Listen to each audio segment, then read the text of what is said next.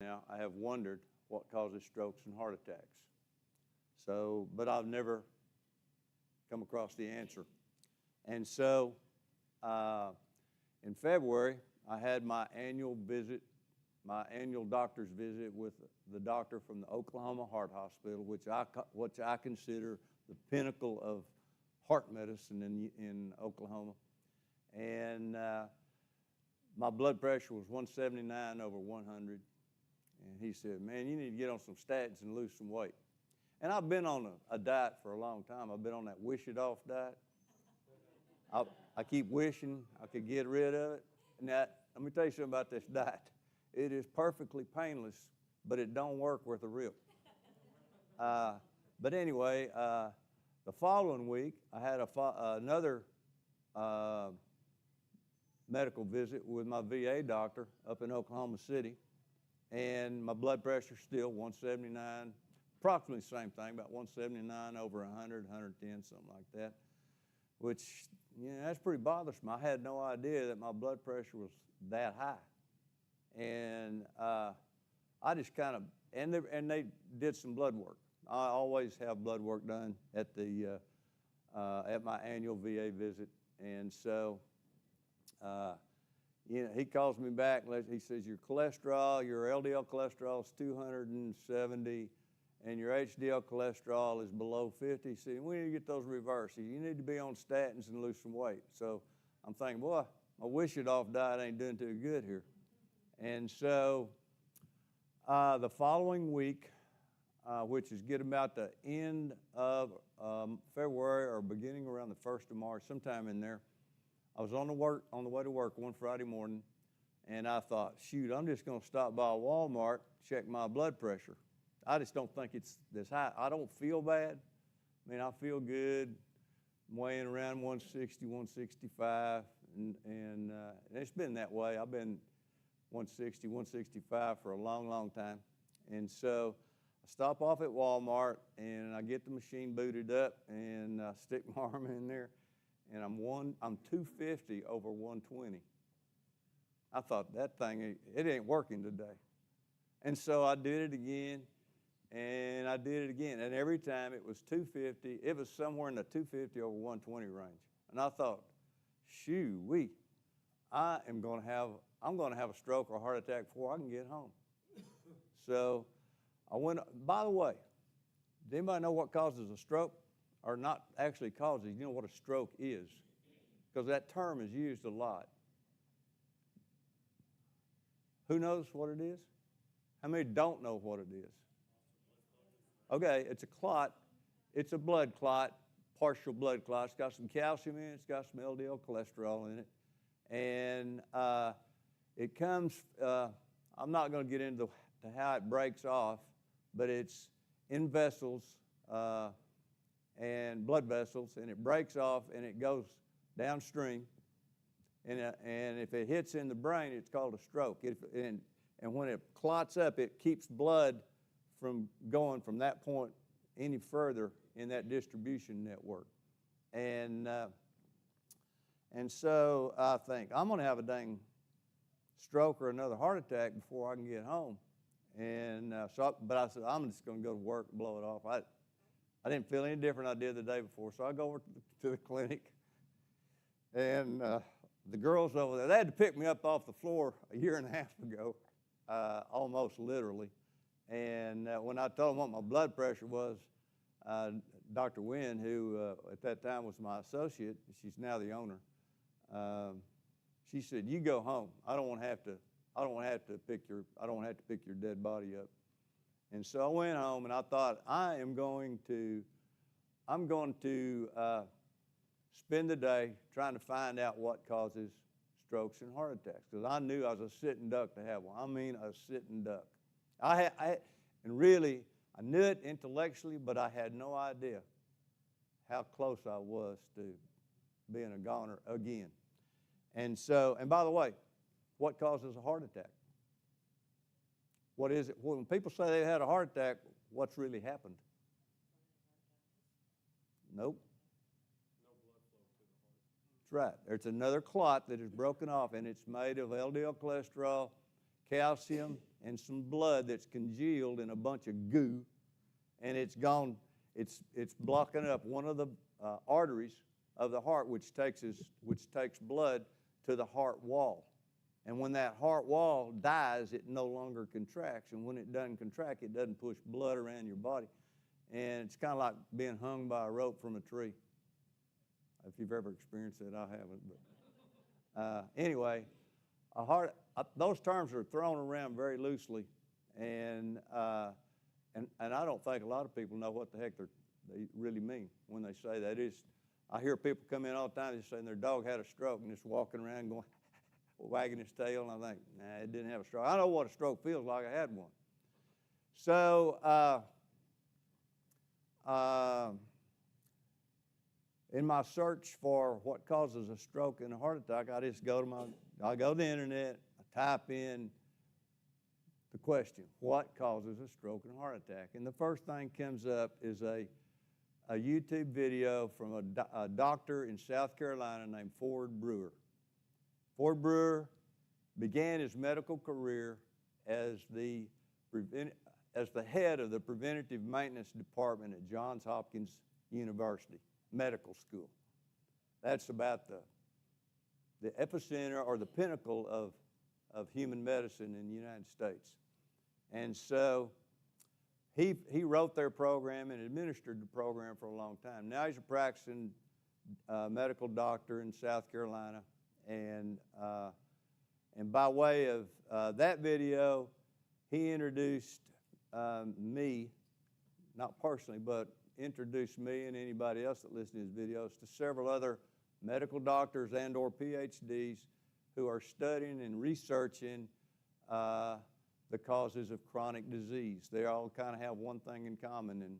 And so the guy that I have kind of centered in on is a guy named Ben Bikman. He is a cell biologist. He was trained, he's a PhD in cell biology. He was trained at Duke University in Singapore. And as bad as the problem we're going to discuss tonight is in the United States, and by the way, they estimate 88% of the adult population in the United States has what's called metabolic disease. That's quite a few folks. And it's even worse in Singapore, it's worse in the Middle East, and apparently it's even worse in South America.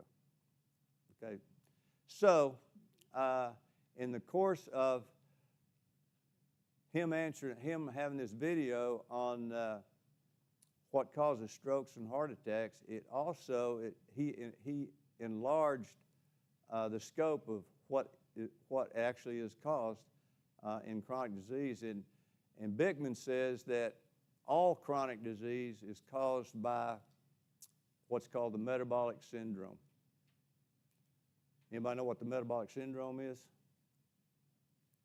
Okay, the metabolic syndrome is hallmarked by, and actually this is how Bikman defines metabolic health. He uses metabolic syndrome to actually define metabolic health. And metabolic syndrome is, the markers for that are high blood glucose,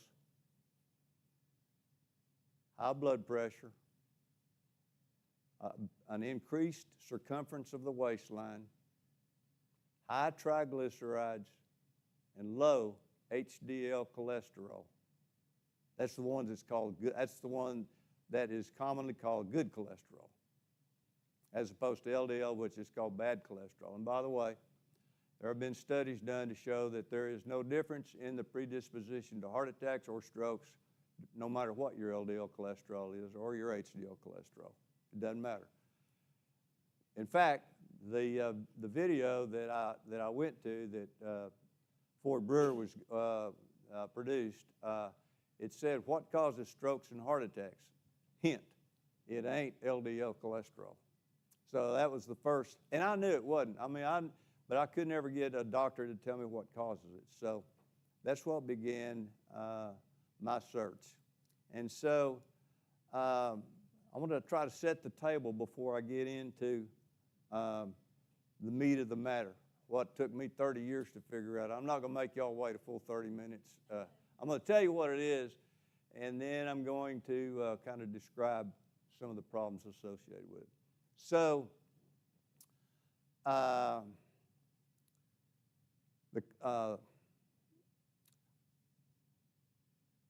body, the human body is in a lot of ways, a lot like a city. For example, all the decisions that are made in a city are made by the mayor, the town council, maybe the city planner. You know, that's who makes the decisions that regulate, where the regulations are passed and all that, and the fine-tuning of the goings-on of a city are housing that all. That's kind of like the brain in the human body. Another thing that is another way to think about the body is the heart. Is compared to the city, the part of the city where you work and the way you get to and from your house by way of the streets is a lot like the heart and the vascular system in your body. You work at a place and you drive down a major street. Like if you lived in Oklahoma City but worked in Norman, you'd probably take Interstate 35 to get home. You'd leave the little side street and then a sort of a minimum street and end up out on Interstate 35, drive around Oklahoma City if you lived up in Edmond.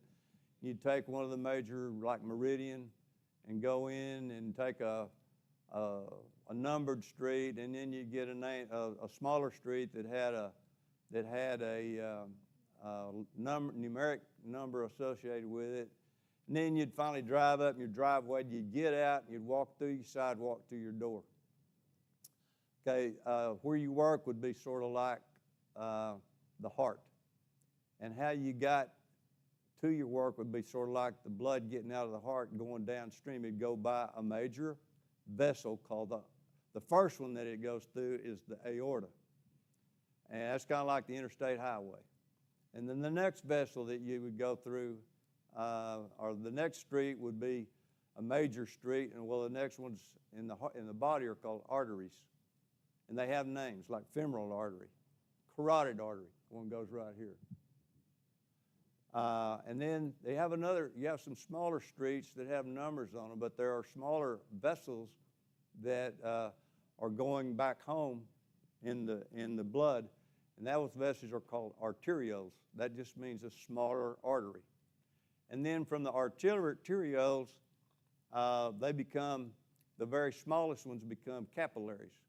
The blood can't leave the arteries, it can't leave the arterioles, it can't leave even the small arterioles, but there are little holes called fenestrations in the capillaries in which nutrients can get out of those little holes, like oxygen can get out and get into cells, and carbon dioxide can get back in the cell, and then it goes back by way of, if you're going back to work the next day, you get on the opposite side of the street and head back to where you work down in Oklahoma, down in Norman.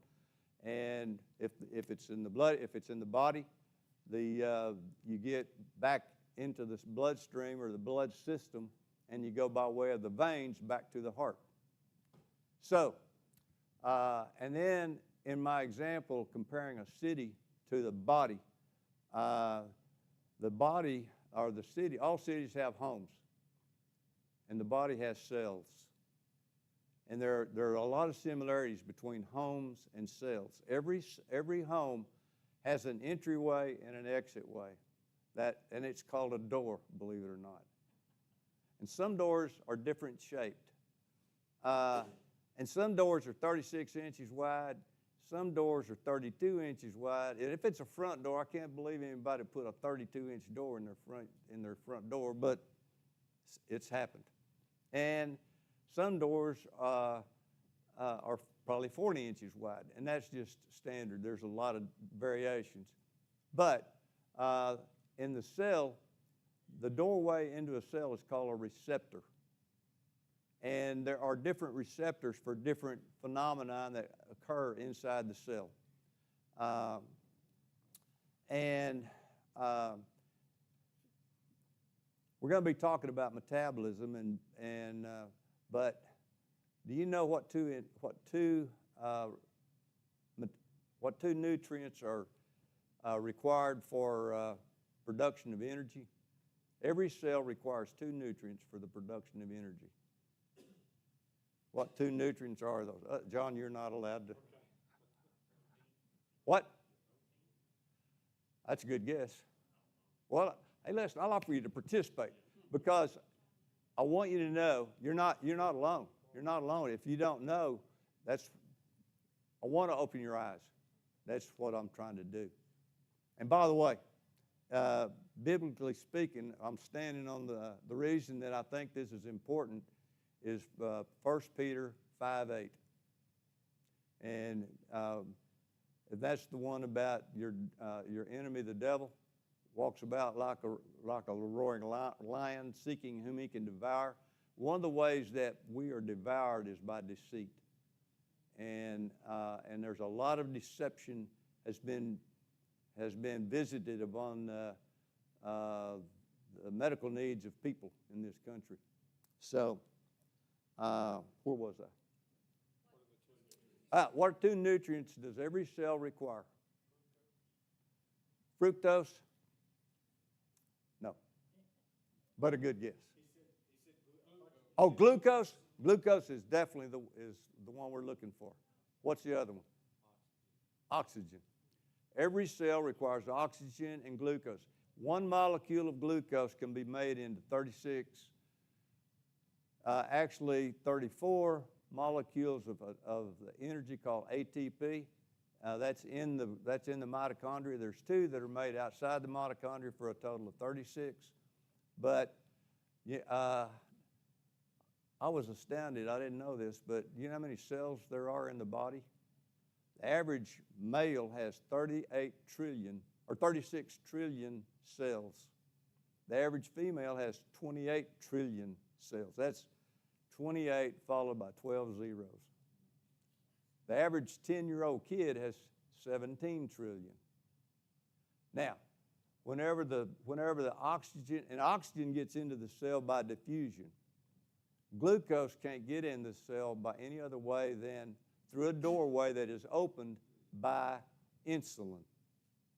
Insulin has to fit into its receptor in the cell wall and opens the door so that glucose can get into that cell. And then it's taken, as is oxygen. Oxygen gets into the cell by simple diffusion, just kind of diffuses through the cell wall. But glucose has to have help, and the help is provided by insulin. So, and when they get there, they have to go to a little organelle in the cell, like compartments of a house. There are different structures and components of a cell. The component in the cell in which the energy is produced is called mitochondria. And each cell in the body has anywhere from 1,000 to 2,500 mitochondria per cell. So and each one of them are producing energy, and it takes glucose to produce energy. So let's see if there's anything else I was going to set the table. I probably forgot something, but go ahead. The main job of the cells, they build proteins. I don't know if you were going to say that or not. No. They were going to make the proteins that. Right. The cells have multiple jobs, but the one I'm focusing on today is just the glucose, the utilization of glucose in the mitochondria. And so insulin is required for that purpose. And so I told you what metabolic disease is, and it used to be called insulin resistance. And it should still be called insulin resistance. And tonight I'm going to call it insulin resistance because that's what all the researchers, that's what all the doctors that are in the know refer to this as. And so insulin resistance is the reason for strokes, heart attacks, and other chronic diseases like dementia and Alzheimer's and kidney disease, liver disease, infertility, which includes polycystic ovaries. It includes erectile dysfunction. Just about any chronic disease that you can think of is caused either directly by insulin resistance or it is facilitated by insulin resistance. There are some diseases that require other stimuli, but all of them have one thing in common, and that's insulin resistance. Did you have a question? No. Oh, okay. Go ahead and clear your throat. All right. So insulin resistance, what is it? Anybody got any idea what insulin is? This the first time you've ever heard this subject? Okay. I know you haven't. I'll be quiet. Okay. Insulin resistance is when, there's two different things. If going back to my city and my home illustration, I use it as an illustration to demonstrate the body function. The house has a door. And if people live there and you go knock on the door, there's a pretty good chance that they'll open the door and say, answer your question or invite you in or whatever.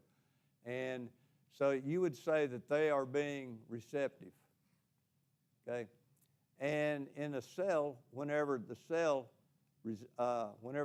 responds to the knock of insulin and allows glucose in, it's what's called insulin sensitive. That cell is being sensitive to the demands of the insulin, and it's allowing glucose to enter the cell. Whenever a house is unoccupied, you can go and knock on the door, but there's a pretty low probability that that's going to open up and you be invited in. That in the cell, whenever the insulin knocks on the door and it doesn't open, that's called insulin resistance. And so insulin resistance is like a coin. Actually, I'm gonna back up. I'm gonna call it metabolic resistance rather than insulin resistance. But it's a two-sided coin. And I already said, hope this doesn't confuse you, but I already said that another name for metabolic resistance is insulin resistance. But it's a two-sided coin. On one side of the coin, it is insulin resistance. On the other side of the coin, and it's always the same coin. It's hyperinsulin or high levels of insulin in the bloodstream. It's called hyper, which means too much or a lot of or greater than normal. Insulin refers to the insulin molecule. Emia is a suffix or a suffix that means in the blood. Hyper means too much, emia means in the blood. And so we put insulin in there, it tells you what it is, it's too much of it in the blood. So, and then whenever, okay, I'm going to go back to asking you a couple questions here. What do you think, if I said, what is the average, in your eyes, what does the average healthy, active, teenage, 18-year-old look like? Let's just make it a male instead of a girl. It doesn't matter which one you choose. When you think about a healthy one, how would you describe that? What would be? Good muscle tone, I agree. White. Thin. Appropriate to the body frame. Yep. Low body fat. Yeah. Alert. Yeah. And so, and good skin tone, good muscle tone, nice shiny hair, healthy looking hair. Fingernails are smooth, got nice moons on the fingernails. What else? I mean, they look like they could go out and play a pro football game. Good teeth, sound teeth. And so, but have you got any idea what they've been doing for the last 15 years? Dietarily speaking? Yeah, they can eat anything they want and nothing happens that you can see. But there's a toll being taken, and that's kind of where we're going to end up going here tonight. Insulin resistance occurs when, let's just one molecule in an 18-year-old, one molecule of insulin is all that's required to get one molecule of glucose in the cell to open up and get it in the cell. But the more that insulin, the more that the cell becomes exposed. And I'm saying it doesn't have to be all the cells in the body. It can be just several. But when you got 36 trillion cells to choose from, you know, a lot of them can, I mean, that knock can come in. Every one of them's got a receptor for insulin. Every cell in the body has a receptor for insulin. So if a few of them, or if a small percentage of them begin to require more and more insulin, then you're starting to have insulin resistance, and that effect will occur, and it has a creep-like speed to it, but it has a cumulative effect. And disease like diabetes, which is our model disease, is what we're going to talk about tonight. Diabetes comes on usually over a long period of time. You know what the difference between type 1 diabetes is and type 2 diabetes? You know what type 1 diabetes is? Type 1 diabetes is when no insulin is made. Pancreas is probably, there's beta cells in the pancreas makes the insulin. And if no insulin's being made, then unless there's insulin supplementation, that person's going to die at a young age if it starts out that way. But it can't live without insulin. And so whenever, another question, what's the first word that comes to your mind when I say insulin? Huh? Blood sugar or glucose. Yeah. That's what nearly everybody says. And so what's the first thing that comes to mind when I say diabetes?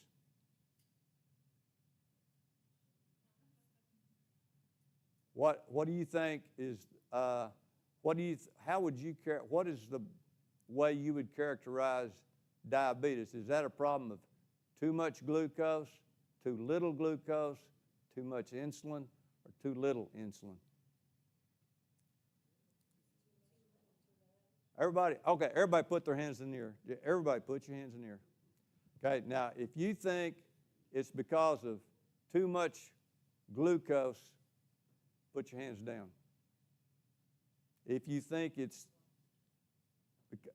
diabetes is too little glucose, put your hand down. If you think diabetes is too little of insulin, put your hand down. If you think diabetes is, now look around, guys. If you think diabetes is high insulin, now you're the ones that think diabetes is too high, and you're right. Diabetes is not a disease of glucose or too much glucose, although type 2 diabetes manifests when the glucose is too high and not controlled by insulin. But true diabetes is actually too high of an insulin in the blood. And so it gets there because insulin responds to glucose. And so I'm going back to that 18-year-old, and how do you think he gets his glucose? How do most teenagers get their glucose? Do you have to, let me ask you this, do you have to eat, do you have to consume, ingest glucose in order to get it? Actually, you don't. Okay, we got a difference of an opinion. But glucose can be made by the liver. And it can be made from proteins. Glucagon, yeah. Yeah. And so,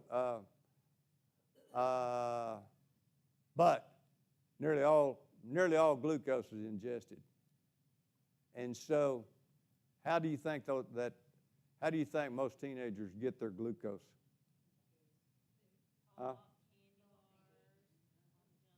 When do you think that starts? When do you think they're starting on the sugar?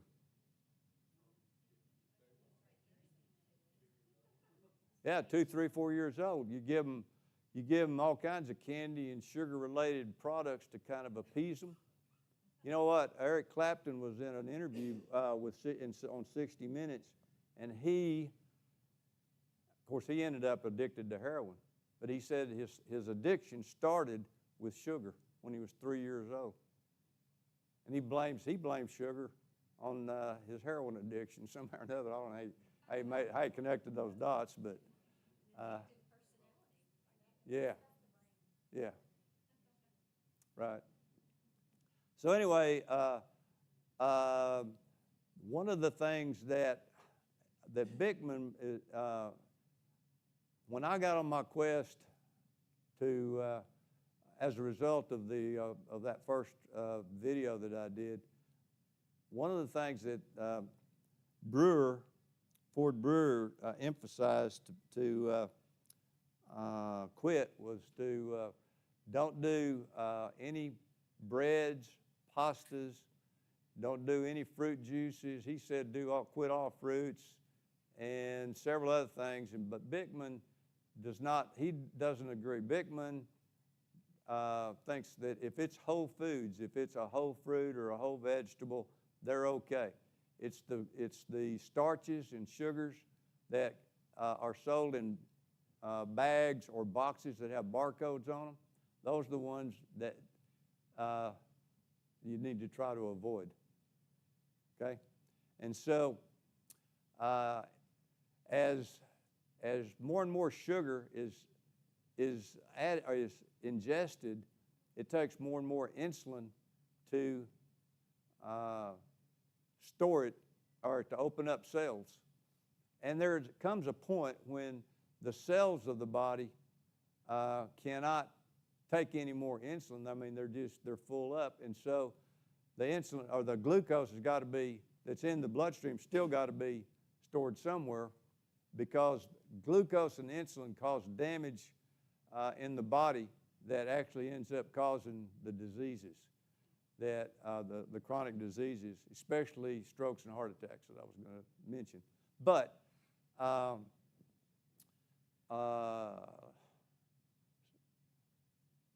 I'm pausing here, guys. This is the first time I've done this. So,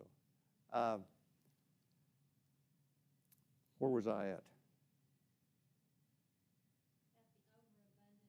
Yeah, yeah. So the chronic ingestion of glucose, especially by way of fruit juices and sodas and alcohol, and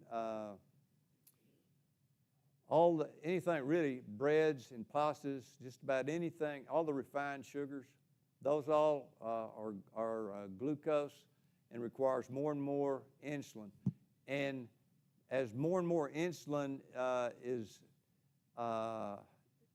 required in the bloodstream, cells become more and more resistant, because it's like if you have a habit starts out with, like, I haven't ever been a drug addict, but this is what I'm told. The first hit of a drug it doesn't take much to cause the effect, but it takes more and more of that drug later on to get that same effect.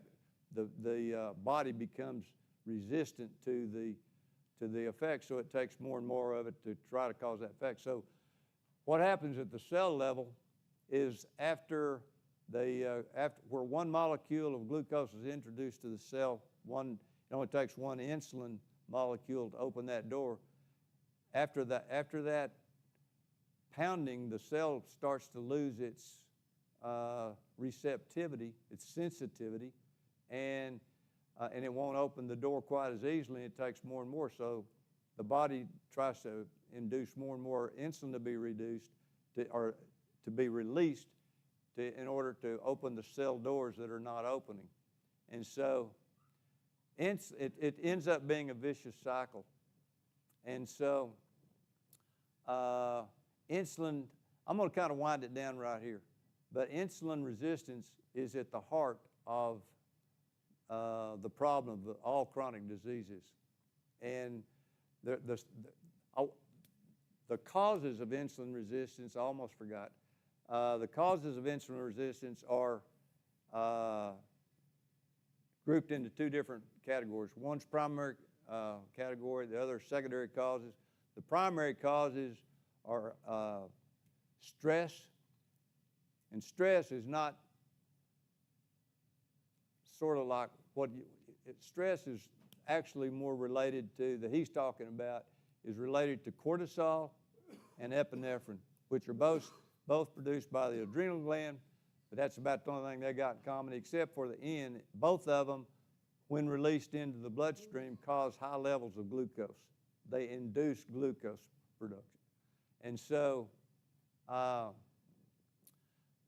glucose, in turn, requires more insulin. More insulin keeps banging at the doors and causing more insulin resistance throughout the body, and you start having insulin resistance and the consequences of that. The next thing that causes, the next primary cause is inflammation. And inflammation is all the cells of the body have an inflammation pathway, and in that pathway, cytokines are released. They're a hormone that induce the inflammation pathway, and inflammation ends up causing induction of glucose. The most common way that glucose is induced, or that insulin is induced, is by insulinemia, or insulin resistance is induced is by insulinemia. And that's hyperinsulinemia.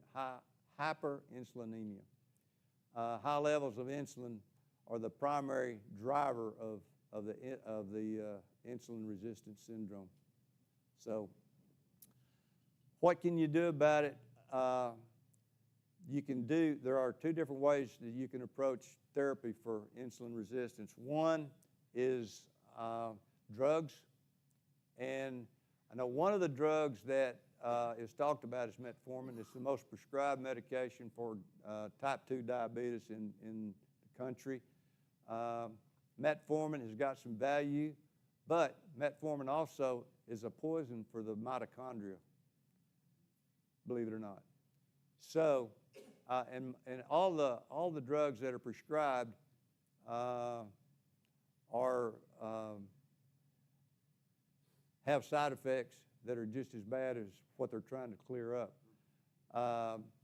The other way to attack diabetes, and diabetes is perfectly reversible, and since diabetes is perfectly reversible, I think personally that nearly all these chronic diseases are either reversible or a lot of the effects can be ameliorated, whatever that word means.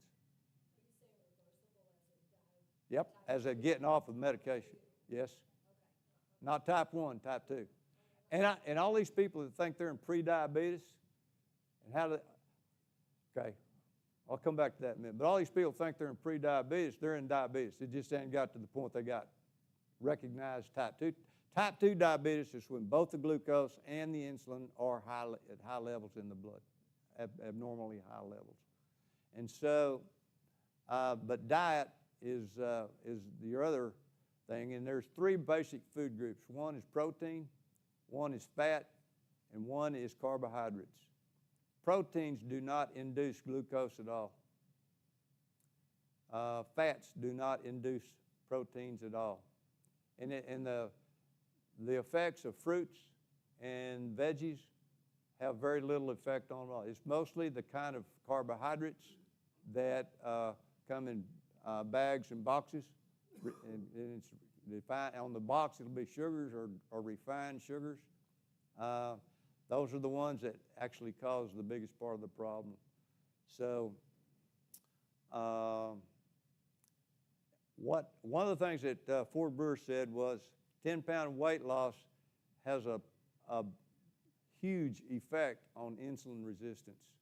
And so as you bring insulin resistance down, you make the cells of your body, okay, let me go back one step. Whenever the cells of the body start to fill up, get full of glucose, you're still taking in glucose by way of ingestion. And so that glucose got to go somewhere, and so more and more insulin is released, trying to find places to store it. Well, it gets stored in the fat of the body. There's two ways, two things can happen to the fat of the body. One's called hyperplasia, which is new fat cells being formed, and hypertrophy is the fat cells being filled up. So a lot of 18-year-olds, back to the 18-year-olds, a lot of the 18-year-olds, they got the fat cells, and they got the capacity to make fat cells. They just hadn't made them yet, and they haven't started filling yet because they're so young in their life. But it's beginning to start to happen. By the time they're 30 years of age, they start driving around instead of walking or riding bicycles. Back in my time, that was a big deal. Every teenager now has got his own car, so they quit riding bicycles and quit walking a lot earlier than they did when I was a kid. This problem didn't really exist before 1960. It wasn't even, insulin resistance wasn't even a thing before 1960. And so,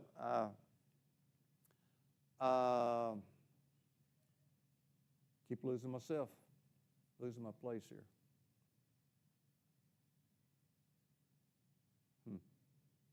Well, anyway, I'm gonna stop right there. Go ahead, John. I was just going to say, you were talking about the fat. Oh yeah, the fat. Okay, the fat cells, the subcutaneous fat starts to fill, and it will all those cells will fill up, and then once those fat cells fill up, they start to fill and start to expand to their maximum extent, and they can fill to the point that they can't take any glucose, or that's the subcutaneous fat. It can't take fat any longer, and so the body there's still glucose coming in, and there's still more insulin being produced to try to find a place to park that glucose, and so it starts to be parked in the visceral fat.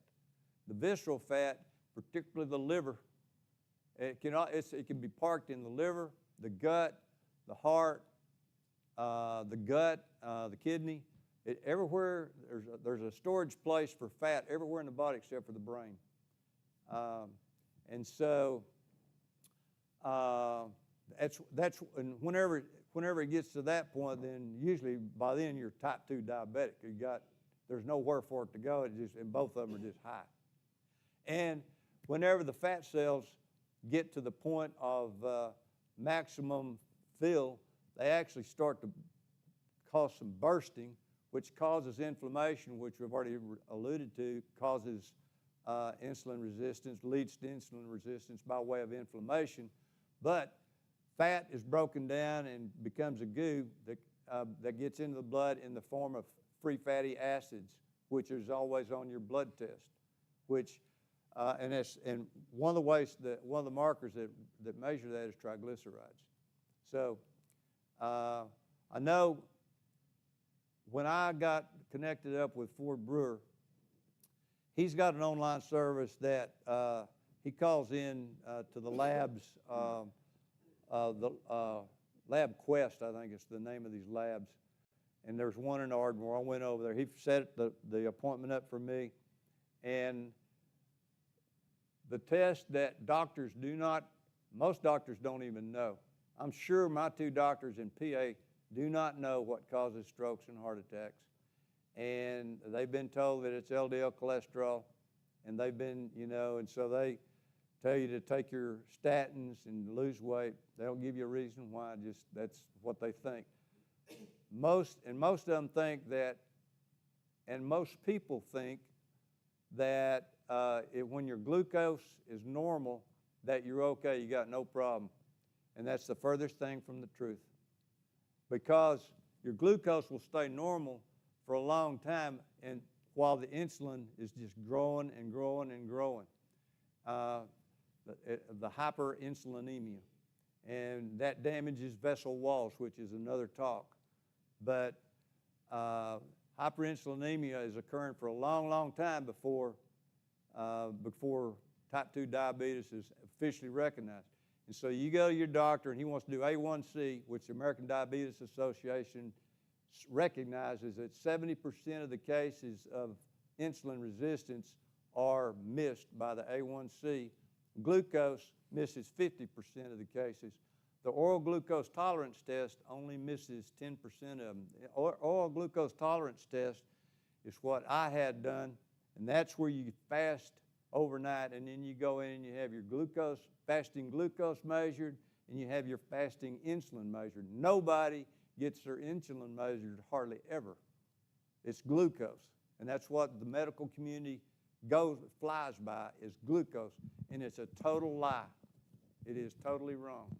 It's insulin that needs to be getting measured. And so an hour later, I had another blood draw.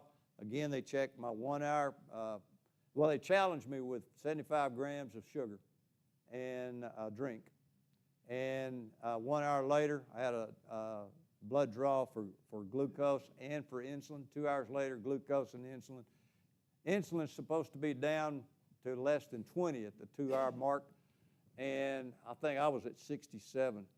And I'm thinking, and the only good thing, of all the markers on that, and that blood work comes back to you in the form of about 9 or 10 sheets of paper with an explanation of each one, which is really nice. And of all the markers for heart attack and heart disease, I had 9 out of 10 of them. About a month later, he arranged a CIMT. It's a carotid intermediate test, CIMT. They just do an ultrasound of your carotid artery right here, and the carotid artery is a picture of what's going on in all the arteries of your body. Mine is ugly. I got, you know what? Have you ever seen the Colorado River down there around Page, Arizona, where it makes that big old horseshoe thing? I got a piece of that sticking down in my carotid artery right here that looks like a horseshoe sticking down out of the vessel. And if that thing were to break off, it would I'd have a massive stroke or a massive heart attack. Okay, the good thing about this is it's all reversible, and if you will start dieting properly, that lesion that I've got right there will calcify. It's called reversing, but you don't get rid of it, but it calcifies. And so diabetes is reversible by diet alone, but you can eat things, you can have a nice diet. You can eat red meats, what you got to stay away from. I will tell you, fructose is 10 times worse than glucose. And fructose is in all your soft drinks. It's in it's almost in everything. But I have tried to get the people at my clinic to listen to me. And you know what Jesus said, a prophet's not known in his own hometown? Neither is a smart person that's working next to you. I mean, a smart person is somebody somewhere else. And which makes me feel honored that you guys came to listen to me tonight, because I'm not a genius, but I do feel like when I came into this information that I wanted to share it with you people, because I know that the problem exists in probably 90% of everybody that comes here on Sunday morning, 90% of those people, of our brothers and sisters, have got the problem. They don't even know it. They're walking around with it, don't even know it. And when you've had a stroke and a heart attack, it's getting kind of late in the game to figure out what to do about it. So, my wife thinks I look terrible. She thinks I look like I've got cancer or something. But I feel like I'm doing something to try to avoid having a replay of a couple of bad incidents in my life, and so and it wasn't that hard. I just especially when my blood pressure was 250 over 110, it sort of gave me the stimulus I needed to. How's your blood pressure now? I'm averaging around about 130 over 70. Now I've had to take. My goal is to get off all my blood pressure medicine. I'll have another LabQuest session in about 3 more months at the 6-month mark, and I'd like to get off medicine altogether. So, do what? I quit eating. I don't eat bread at all. I don't eat pasta. I don't eat. I don't consume fruit juices of any kind. I try to eat ideally, and I don't do it ideally because my wife is not totally with me on this deal. But I've eaten a lot of salad and a lot of. Well, I eat a lot of salad. I like breakfast. You can have bacon and or sausage. Fat helps your digestion, and protein is one of the basic groups you need. And if you do fruits or veggies, you're fine. It's just you got to stay away. You got to read the labels on everything and try not to buy anything that's. Just try to stay away from anything that has a barcode on it. Processed foods. And one of the key words that you'll see is added sugars. Added is bad. When it says added sugars, it's That's usually fructose. Yeah. I was told a long time ago to eat like a caveman. Yeah. Whole grain, meat, fats, Yep. but nothing processed. Actually, in addition to that, if you were to eat better ideally you'd eat pretty good for breakfast, and maybe have a lunch or a salad for lunch. And I put almonds on it. I put pumpkin seeds on it. I put a lot of stuff on there, and then I do salad dressing. That's my binge or my splurge. I can't get away from supper because my wife loves to cook, but if we didn't eat after 3 or 4 o'clock, it'd be really advantageous, and it's definitely advantageous for you to not go to bed having a lot of carbohydrates on your stomach, because that induces your sympathetic nervous system. Say that again. Intermediate fasting. Okay, it depends on how long you call intermediate fast. And I'll tell you about intermediate fast because I've done a lot, and I'm still doing a lot. I try to fast from Friday night to Monday morning, but one of the mistakes that I think I've made, try not to make it because I've become more aware of it, is it's more important how you come off of a fast than how long you fast. Coming off of a fast, you need to kind of get a little bit of a feel with, definitely stay away from the carbohydrates. Because a lot of times when you come off of a fast, when you're not disciplined and you're starting out beginning, and it's a problem I've had, is one of the things you like is something sweet. Speaking of which, there is a sugar substitute that tastes like sugar, that has and it cooks like sugar. It sweetens tea like sugar, but it's 100% unabsorbed by the gut. It passes through the gut, and it's called allulose. It's kind of pricey right now, but what's the cost of bad health? So how does honey and maple syrup, I think honey's okay, personally. That's that is it's natural. You know, I take a little bit of it. I mean, I do eat it a little bit. Berries are definitely part of my salad. I like berries. They're real good for you, easy on you. So, yes. Yep.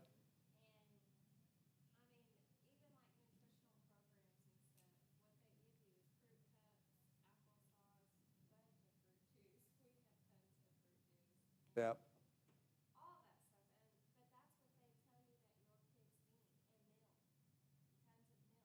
Milk is okay. Milk's okay. Uh, Milk has galactose in it and lactose, and it's okay. But the fruit juices are not. And you're starting your kids. John has alluded to this in some of his sermons. But to give your kids those candies and popsicles and soda pops and all those cute little things that have liquid in them that are sugar filled, you're starting them on the road to diabetes or some other.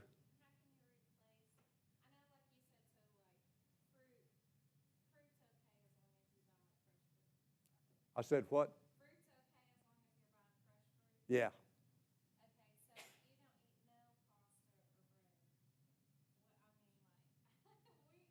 That's. I know. I know.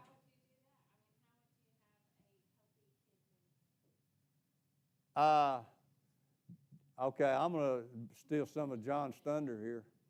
It takes discipline. I wasn't even disciplined for myself until I saw that readout on the blood pressure monitor. And so I'm a poor example of, you know, and you don't get helped any. You don't get any help because there's a constant barrage of advertisements, and really a lot of times, especially at Walmart, they say, if you'll be a good boy, you know, I'll let you have your choice of candy and soda pop when we get up to the counter. And so even where they're a good boy or not, or a good girl or not, they get their choice of candy or soda pops for the ride home. And they get home, then they get the cereal box out, pour sugar all over it, and that's what they're eating for supper. Or they get pancakes out and get corn syrup. Listen, here, let me just tell you what should be, instead of having a heart attack, your love for your kids and their safety should drive you to do what you're talking about doing.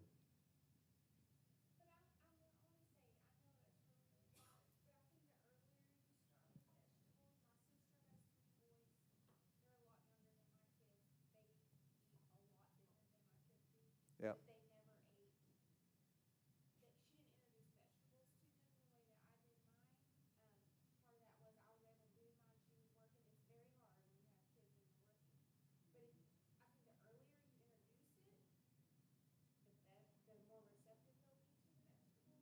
Right.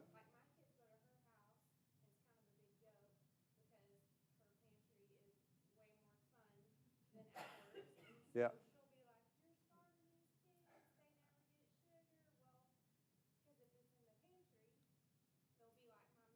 Right. Yeah. Right.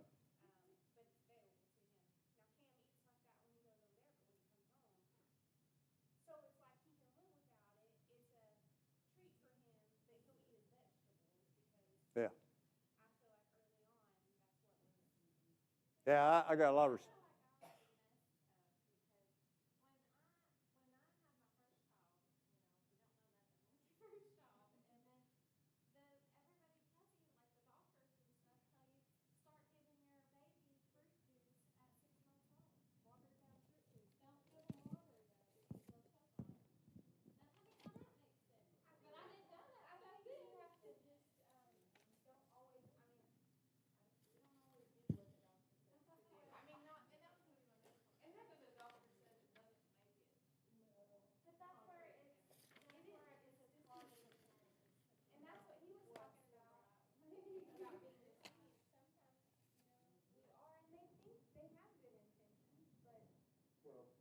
something, and there's two different terms that you're talking about.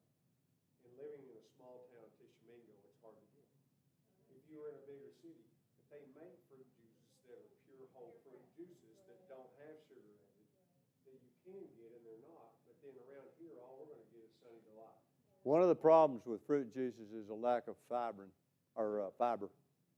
and which the difference between fruit juices and whole fruit is the fruit juices don't have. Now I don't know whether you're talking about's got the fiber or not, but that They fiber make it with fiber. with fiber. It's no added sugars. Yeah. It's a pure fruit juice. Okay. And you can, but most of what we get It's so is no. expensive though, and that's where, Right, right. I mean, you can feed your kids all day.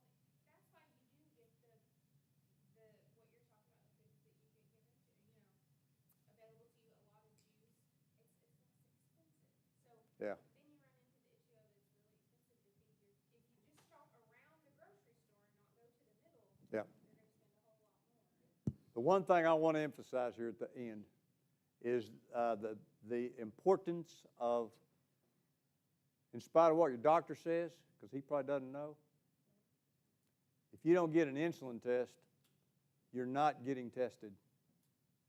You're not getting what you're paying for if you don't get an insulin test.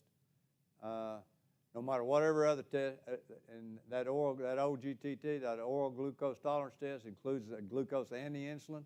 That's the way they used to do it 50 Yeah. years ago. That's the only way they used to test, but it takes so long. Yeah, you got to sit there for 2 hours, but it's worth it. It's worth the wait because you're going to get information that you're not going to get back that way that you wouldn't get by just. You'll get a glucose. You'll get a cleared test by doing glucose for years and years and years, decades. Whereas if you'd been testing for insulin all along, they would have found it a long time ago. Say the name of the test again? What's it called? Oral glucose tolerance test, OGTT. Pardon me? You can request that test, and they do it, and I've requested that test before. Yeah. But they're not gonna do it standard. Is that the one that they do when you're pregnant? It's similar, you drink, you have to fast. Yeah, you can't eat, then you have to drink the stuff, you have to wait, and then they draw your blood. They do it every time you're pregnant. It's a little glucose bottle you drink. Yeah. Is that the same thing?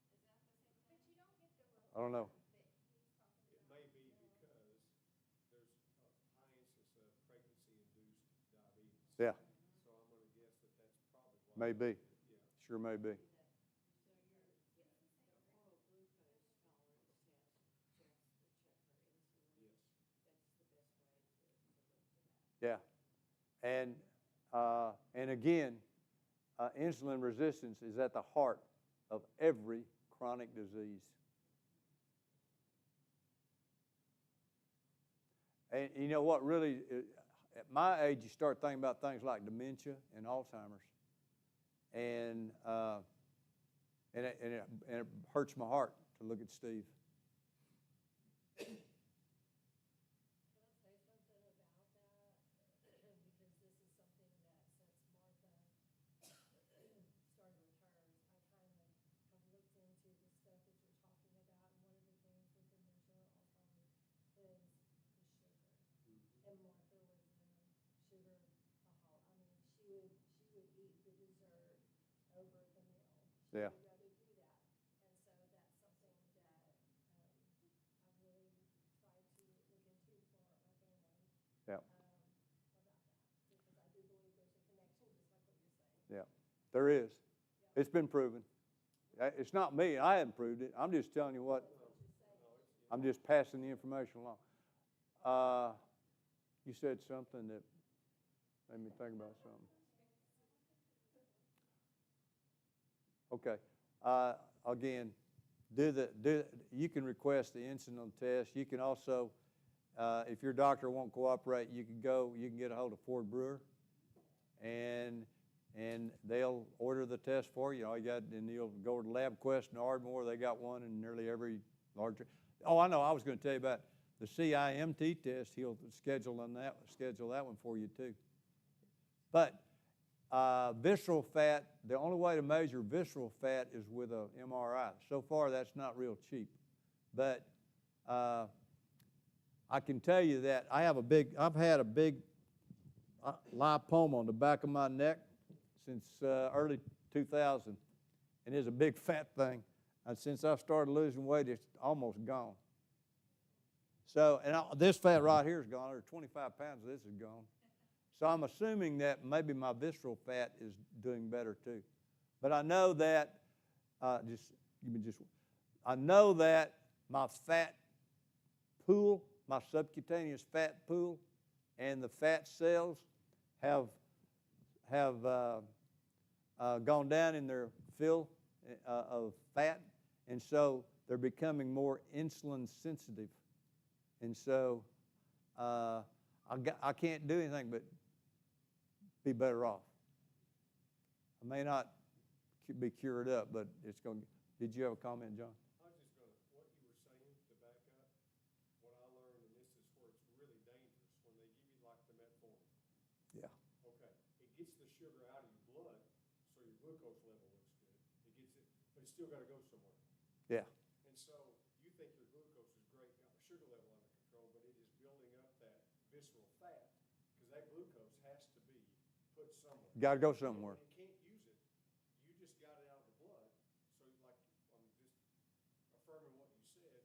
You got a great glucose count, but your visceral fat is continuing to grow and grow and grow and grow. And that's extremely dangerous to your organs and stuff like that. And that's why the metformin is worse than not taking it, because Yeah. it's hiding a deeper, worse problem of a visceral fat storage. Right. Exactly, but that glucose is still there and it's still building up fat, but your glucose level looks great. Yeah. Yeah. So you're in the driver's seat. Actually, you do the hiring and you can do the firing. So your doctor is supposed to be working for you. You're not working for him. And you hire him to, and if he doesn't know what he's talking about, he can't be, he hadn't been taught. On the issue of deception, isn't it amazing how the pharmaceutical industry wants to push their pharmaceuticals and how the food industry wants to push all the glucose and refined sugars and the sugars on you? It is a multi-gazillion-dollar industry for both sides. And who's paying the price of it? Your health is paying the price of it. I haven't. From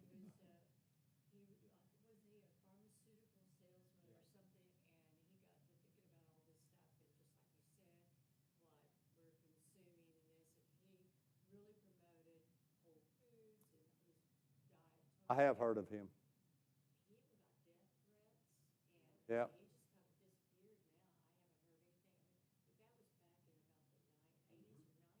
Is he the guy that started Whole Foods? Or No, but he used to do a lot of just shows and okay. information and stuff. All right.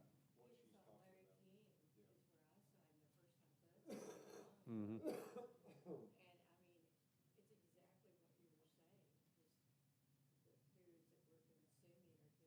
Yeah.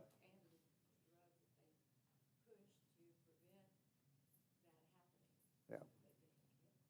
Okay, there's another, I'm not going to go into it tonight, but there's a phenomenon called, that you might be interested in listening to, a phenomenon called the fat threshold. It kind of explains why people cannot lose weight. Pardon? If you want to do next week, we'll do the fat threshold next week. Well, yes.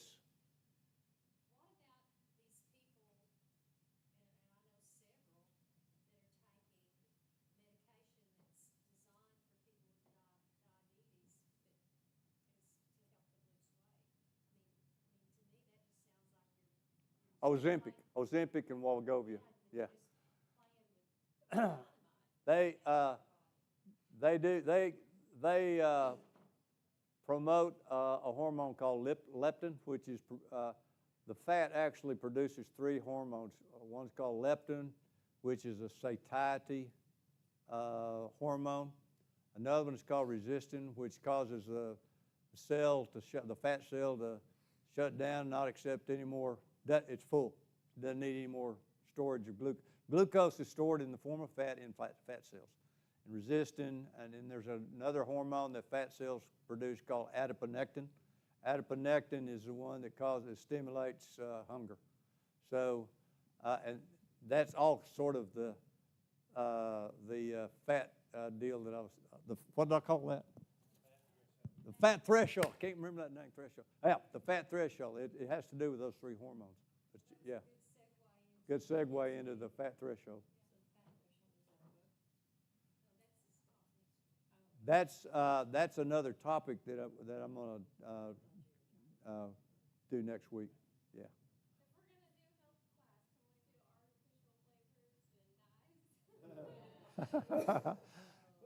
We can do really. Yeah, I can do that. One that's really interesting is uric acid, and I'll do more on. We've gone far enough tonight, but uric acid is really interesting too. Those are some of the secondary causes of insulin resistance. And I was talking to you about uric acid, Donna. That's your son. Okay, thank you guys. You're welcome.